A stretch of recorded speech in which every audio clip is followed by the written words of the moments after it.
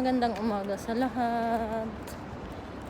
Pupunta ako ng tindahan. Bibili ako ng pang ensilada at saka daing bangus. Mayroon pa kasi akong inihaw na talong kahapon. Bibili akong mangga, kamatis, may sibuyas sa bahay. May bagoong na rin. Bibili rin akong kangkong pang steam para may kasamang gulay. Gusto ko kasi yung steam. May okra na rin sa bahay. Kasi nag-beef at nag-chicken kami nitong nakaraang araw. Kahapon ng turpag talong.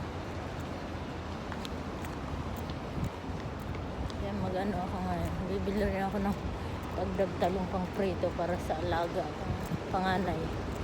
Kasi hindi ko makain ng isda. Luto isda at saka silado.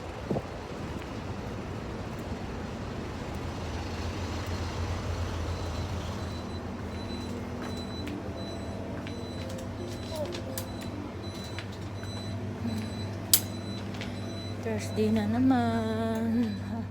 Malapit na naman ang weekend. Katapusan na naman ng March. Mag-April na naman tayo.